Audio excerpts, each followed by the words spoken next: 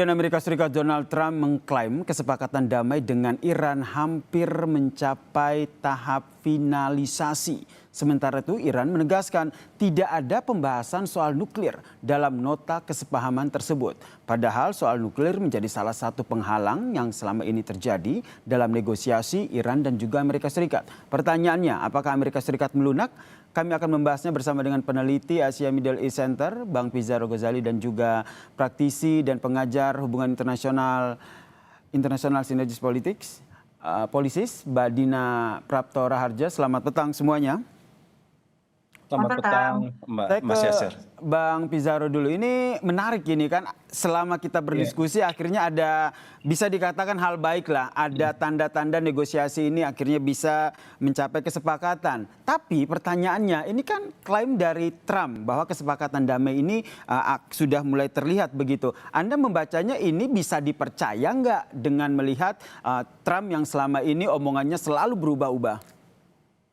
Iya, memang Mas Yasir ya, kalau kita lihat ada pernyataan terbaru dari Donald Trump bahwa negosiasi gencatan senjata atau perundingan damai yang dilakukan antara Amerika Serikat dengan Iran itu hampir mencapai titik kesepakatan. Walaupun sekali lagi Mas Yasir, ini masih 50-50, masih 50-50 ya. Karena kalau kita lihat aja Rubio sekarang di India, Menteri Luar Negeri ya, dia masih misalkan mengatakan Iran itu sebagai negara sponsor terorisme. Donald Trump juga mengatakan bahwa kita bisa berdamai tapi saya juga bisa menyerang secara keras gitu. Artinya ini masih 50-50, 50-50, walaupun memang Mas Yasser trennya atau arahnya itu sudah masuk kepada ada kesepahaman pemikiran antara Amerika Serikat dan Iran. Dan Ismail Bagei, Menteri juru bicara Menlu Iran juga mengatakan bahwa kita memang mereka pun juga mengakui bahwa ada pembicaraan yang intens saat ini dengan Amerika Serikat yang dijembatani oleh banyak negara-negara, tidak hanya Pakistan. Ada kunci yang lebih penting ialah ada keterlibatan negara-negara terus sekarang Mas Yasser. Ada Qatar, ada Uni Emirat Arab, ada Saudi, dan juga ada negara-negara lainnya. Saya kira ini ada sebuah kesepakatan yang komprehensif yang memang memastikan bahwa minimal terjadi kesepahaman untuk membuka Selat Hormuz terlebih dahulu. Karena memang ada konsesi yang didapatkan Iran, Mas Yasser, dalam hal ini. Kenapa? Makanya dia mau masuk sekarang di dalam kesepakatan negosiasi gencatan senjata. Karena apa? Ada kemudian komitmen dari Amerika Serikat untuk mencairkan aset-aset Iran yang selama dibekukan. Memang bukan 100%, mungkin 20%, 30%. Itu minimal kayak DP lah, menunjukkan itikadnya seriusnya Amerika Serikat sebelum Iran itu masuk ya. Kemudian tuntutan Iran juga nanti bagaimana naval blockade atau blokade laut itu kemudian juga benar-benar dibuka oleh Amerika Serikat. Saya kira ini titik poin awalnya, walaupun sekali lagi kita tidak bisa memastikan memang gencatan senjata komprehensif akan diambil, tetapi arah tren untuk menuju kesepakatan bersama itu sedang digodok sekarang. 50-50 tapi arah menuju ke kesepakatan bersama ini sudah terlihat begitu ya. Karena Mbak Dina, kita lihat ini Trump sendiri menyatakan bahwa kalau seandainya perjanjian ini sudah masuk ke tahap finishing, itu berarti salah satu poin yang diangkat adalah Selat Hormuz akan kembali dibuka. Anda membacanya ini betul akan dibuka karena memang Trump mendapat desakan dari negara-negara yang tadi disebutkan, atau seperti apa strategi dari Trump ini? Satu, bahwa memang ada bom waktu, Mas Yasir, terkait dengan produksi minyak dunia, yang kalau semakin lama ditunda untuk ada penyelesaian, maka itu kilang-kilang minyak yang ada di seluruh negara Teluk, bukan hanya di Iran ya, itu akan mati. Jadi dalam waktu kurang dari 1 bulan sebenarnya itu ada proses untuk mereka menjadi beku kembali gitu, karena mereka udah kehabisan tempat untuk menyimpan cadangan yang nggak bisa dikirim kemana-mana. Dan di sisi lain kalau pressure dari bumi itu tidak keluar dari minyak, itu kan alami ya, dia sudah ada pressure yang dibangun lewat pipa-pipa itu, kalau tidak disalurkan maka dia akan beku. Jadi itu membayangkan proses lagi restart itu bisa tahunan, dan itu butuh investasi jauh lebih mahal. Di saat situasi ekonomi global sangat buruk saat ini, tentu tekanan yang datang dari negara-negara Teluk pada Amerika Serikat akan sangat konkret. Maka kalau saya sih melihatnya, akhirnya si pihak Amerika Serikat mendengar juga apa yang disampaikan oleh Iran, bahwa perlu dipilah dua hal antara urusan energi dengan urusan nuklir. Urusan nuklir menurut saya dari pihak Iran ini, narasi yang berkembang dari pihak Teheran itu masih tetap konsisten. Mereka mempertanyakan sisi legalitas dari Amerika Serikat, menjadikan urusan ini semata-mata urusannya Amerika Serikat dengan Israel. karena nggak ada dasar hukum internasionalnya dan mereka betul-betul nggak percaya bahwa dua negara ini bisa menjamin lah bahwa kedepannya itu nggak akan ada konsekuensi yang sangat buruk terhadap Iran. Dengan Dan, kata lain, Mbak Dina, kalau seandainya kita memprediksi ke depannya, kalau ada pembahasan negosiasi antara keduanya, titik temunya ada di Selat Hormuz, tidak di nuklir.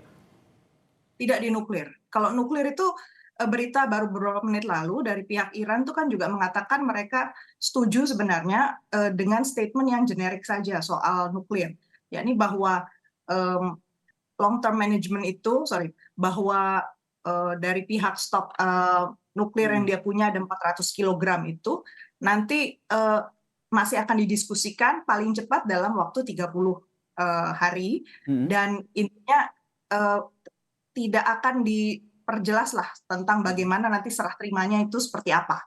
Jadi bahwa Iran komit bahwa akan giving up uranium, nah itu baru sampai kata itu aja. Jadi belum prosesnya menyerahkannya ke siapa, kapan diserahkan, dan seterusnya. Dan dari pihak Israel tadi udah mengeluarkan statement ya, menyusul statement dari Iran ini mengatakan bahwa Iran itu kapasitasnya sampai 400 kg enriched uranium yang sudah diperkaya. Dan itu artinya bisa memproduksi 11 nuklir bom. Ini kata berkode ya kalau dari pihak Israel, bahwa kalau ini tidak diserahkan kepada Israel, itu intinya akan membahayakan Israel. Dan kita tahu baru kemarin minggu ini juga pihak Israel sudah mengirimkan senjata kepada Uni Emirat Arab yang posisinya persis depan-depanan. Jadi menurut saya kata kuncinya Israel ini masih akan terus menekan Amerika Serikat. Nah, dan ini yang saya, menarik ya Mbak Dina ya, karena kalau kita lihat Israel akan terus menekan Amerika Serikat terkait dengan nuklir. Di sisi lain Amerika Serikat sebenarnya sudah mulai melunak dengan pembahasan terkait dengan Selat Hormuz sendiri. Bang Pizarro melihatnya seperti apa antara nuklir dan juga Selat Hormuz ini? Apakah nanti ketika kedua Iran maupun Amerika Serikat sudah deal begitulah pembahasannya soal Selat Hormuz, perjanjian akan tercapai? Ya, justru yang paling sangat urgen itu adalah pembahasan 48 jam setelah ini, Yasser ya. Karena kita melihat bahwa ada target MOU kesepakatan antara Amerika Serikat dan Iran itu bisa dicapai dalam 48 jam. Tetapi poin pentingnya memang bukan hanya sekedar Hormuz, poin pentingnya adalah pembahasan lanjutan setelah kemudian kesepakatan Hormuz itu dicapai. Karena ini menjadi titik yang paling riskan, paling sensitif ya, dan juga punya trauma diplomatik yang sangat besar di sisi Iran. Kita ingat ya 2019 JCPOA mereka sudah dalam kesepakatan, tetapi tiba-tiba Donald Trump menarik diri. Dan jangan lupa ini titik krusialnya, karena ini keputusan akhirnya Mas Yasir ini tetap di Mujtaba Khomeini. Saya yakin juga soal Hormuz ini juga keputusan akhirnya ada di Mujtaba Khomeini, dan Mujtaba Khomeini sendiri ini dalam kesepakatan, dalam pernyataannya sudah mengatakan dia bahkan tidak mau menyerahkan ke negara ketiga. Seperti itu. Kalau di 2015 dia sempat menyerahkan ke negara ketiga kepada Rusia, sekarang Mujtaba mengatakan sama sekali tidak boleh satu senti pun kesepakatan uraniumnya Iran itu dipindahkan ke negara lain gitu. Karena apa? Ada trauma sejarah yang terjadi, Mas Yasir. Kita mengetahui Gaddafi dulu itu menyerahkan cadangan uraniumnya kepada Amerika Serikat karena khawatir Gaddafi akan disadam Husainkan oleh Amerika Serikat setelah perang Irak 2003. Setelah Gaddafi menyerahkan kepada Amerika Serikat lewat tentara IAEA, apa yang terjadi? Gaddafi tetap diserang, Gaddafi tetap diinvasi, dan nanti akhirnya dia jatuh pada tahun 2011. Kenapa? Karena dia nggak punya efek gentar lagi kan, dia udah nggak punya uranium lagi, dia nggak punya persenjataan lagi. Itu saya kira yang dibaca Teheran hari ini. Mereka tidak mau menjadi Libya kedua. Mereka tidak mau menjadi Gaddafi kedua seperti itu. Makanya Mujtaba Khomeini menginginkan bahwa uranium itu tetap ada di tangan Iran. Kalau diserahkan, Iran bisa sangat resiko sekali, dia sangat rentan sekali, akan dilakukan serangan kembali oleh Amerika Serikat, dan itu contohnya terjadi ketika invasi NATO dan Amerika Serikat melakukan serangan hingga kemudian membunuh Gaddafi pada tahun 2011. Dan ketika kalau seandainya Mujtaba Iran dalam hal ini tetap kekeh pengen uranium ataupun nuklir ini tidak diotak-atik begitu dalam tanda kutip oleh Amerika Serikat, tapi Israel sebagai sekutunya Amerika ini akhirnya ketar-ketir begitu, bisa dikatakan seperti itu. Nah, terbaru kan ada obrolan begitu, perbincangan lewat telepon seperti informasinya seperti itu antara Donald Trump dan juga Benyamin Netanyahu soal hal ini. Sebenarnya apa langkah yang diambil oleh Amerika Serikat untuk dalam tanda kutip menjinakkan Israel soal perundingan ini, Mbak Dina? Tapi jangan dijawab dulu, kita lanjutkan usai jeda. Tetaplah bersama kami di Kompas TV.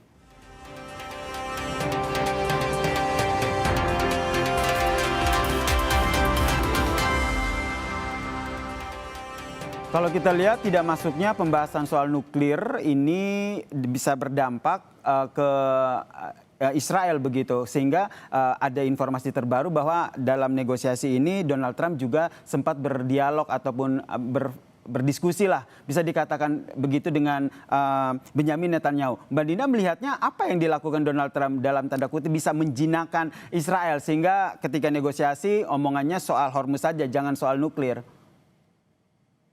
Kalau saya melihatnya, Israel itu meyakini bahwa Trump itu akan relatif bisa dipegang lah dari segi kesetiaannya pada Israel. Karena kalau diperhatikan, Israel itu walaupun secara de jure itu masih negara demokrasi, tapi faktanya, de factonya itu sudah negara yang militeristik, bahkan cenderung fasis ya. Jadi ultranasionalis dan yang berkuasa selain Netanyahu, partai-partai yang dominan juga partai kanan. Dan saat ini Trump, walaupun Amerika Serikat posisinya masih negara demokrasi dan masih ada oposisi di sana, Partai Republikan, tapi faktanya untuk kasus Iran ini nampak betul segala penyelesaian itu di satu tangan aja, hanya di tangan dia dan satu kelompok kecil saja pengambil keputusan. Artinya Israel bisa melihat bahwa selama Trump masih dalam posisi yang kuat dan di dalam negeri Amerika Serikat ternyata posisi yang masih hawkish ya, masih cenderung anti sekali terhadap Iran, terutama di kubu Republikan, itu masih sangat kuat. Jadi kalau kita perhatikan, Netanyahu ini pasti memegang dibisiki lah ya dengan oleh Trump bahwa yakin aja deh, kamu kan harus memberi satu konsesi juga buat masyarakat Amerika Serikat supaya saya punya alasan untuk terus mendukung kamu. Saya kira itu cara dia membahasakan. Karena di dalam negeri harga minyak untuk masyarakat itu betul-betul melonjak tajam. Di sejumlah negara bagian itu bahkan sudah nembus dari $7 per galon. Itu harga yang luar biasa fantastis naiknya, plus lagi inflasi gara-gara tarif yang belum selesai juga kan. Kemarin dia ke China pikir ada selesai masalah, ternyata tidak juga kan. Jadi artinya secara ekonomi masyarakat di sana juga tetap butuh ada insentif lah. Oke, dari Bang Pizarro melihatnya seperti apa? Melihat bahwa apakah Trump sendiri nanti akan berubah pikiran atau tetap dengan pendirian akan finishing dari negosiasi ini jika melihat Iran tetap kekeh dengan pernyataannya bahwa dalam negosiasi tidak ada pembahasan soal isu nuklir? Iya, ini justru problem utamanya Mas Yasir ya. Karena gini, pertama gaya diplomasinya Trump itu transaksional dan kemudian cepat sekali berubah-ubah. Bahkan dia mengkhianati pernyataannya sendiri seperti itu. Jadi kadang ucapan Donald Trump itu juga tidak bisa 100% dipegang. Bukankah dulu ketika kesepakatan dengan Amerika Serikat 2015, Donald Trump pula yang kemudian mengkhianati? Bukankah ketika terjadi serangan Amerika Serikat kepada Iran itu terjadi di tengah negosiasi? Saya kira Iran pun juga dalam kondisi harap-harap cemas gitu. Dia menjalankan pola diplomasi yang tetap kemudian melakukan negosiasi diplomasi kepada Amerika Serikat, tetapi juga tetap menjaga kekuatan soliditas militernya. Maka kan tidak heran tuh Mas Yasir ya, 30 juta warga Iran itu disebut-sebut menjadi relawan untuk kemungkinan terjadi perang darat. Bahkan di siaran televisinya Iran itu udah ada teknis simulasi penggunaan senjata. Saya kira itu juga pesan dari Teheran kepada Washington bahwa ketika negosiasi ini, diplomasi ini berjalan tiba-tiba dikhianati oleh Amerika Serikat, Iran itu juga siap untuk kemudian melakukan kembali konfrontasi militer. Dan terlebih lagi kalau kita lihat Bang Pizarro, alasan awal dari penyerangan yang dilakukan Amerika Serikat ini kan soal nuklir ya. Betul, seperti itu. Dan ini kemudian menjadi titik kritisnya gini. Karena begini, ini ada perbedaan pendapat nih antara Amerika Serikat dengan Israel. Kalau Amerika Serikat, Donald Trump mengatakan Iran cukup tidak punya senjata nuklir, kalau Israel mengatakan Iran tidak boleh punya senjata nuklir, tidak pula juga punya fasilitas nuklir. Saya kira ini menjadi titik panas juga nanti komunikasi dia antara Benyamin Netanyahu dengan Donald Trump. Dan jangan lupa Mas Yasir, Oktober itu Israel akan pemilu. Netanyahu dia butuh kemenangan, dia butuh mengklaim juga hasil kesepakatan dengan Iran ini menguntungkan Israel. Kalau tidak menguntungkan, bukan tidak mungkin di tengah jalan akan dilakukan serangan kembali. Kita udah lihat kasus Gaza, mediatornya Amerika Serikat, kesepakatan senjata Israel dengan Hamas, tetap itu diserang sama Israel, dibombardir itu Gaza sama Israel. Kesepakatan Libanon, pemerintahan Libanon dengan Israel ditengahi juga oleh Washington. Apa yang terjadi? Porak-poranda sekarang. Serangan antara Hizbullah dengan Israel itu terus berlanjutan. Itulah kemudian bukan kita tidak mau optimis Mas Yasir, tidak ingin ada harapan ini. Tetapi saya agak melihat kenyataan yang terjadi ya dengan pola pikir Trump yang terjadi selama juga ini, bisa gitu, kita nilai berubah-ubah begitu ya. Bang Pizarro, karena Betul, ucapan Trump sama Netanyahu tidak bisa dipercaya. Sehingga kalau saya kata Bang Pizarro, ucapan Trump dan juga Netanyahu ini sulit dipegang begitu. Jadi Mbak Dina sendiri melihat ini perundingan negosiasi yang sudah terlihat oleh kita semua ini arahnya akan kemana? Akan jelas terjadi negosiasi atau tidak bisa ternyata? Masih rawan. Menurut saya masih sangat rawan. Jadi kalau saya membayangkan Iran itu curiganya pasti luar biasa besar. Tapi positive thinkingnya adalah bahwa lebih banyak negara sekarang yang sudah mengarah pada perbincangan dengan menu yang relatif lebih bisa diterima. Gitu. Jadi tinggal masalahnya apakah Israel pertama mau menerima itu dan bisa bertahan dalam jangka waktu yang relatif panjang. Karena kalau bangkit lagi ini masalah di Hormuz, dan kata kuncinya di sini adalah bahwa Hormuz sudah diserahkan bukan hanya kepada Iran, tapi dengan Oman.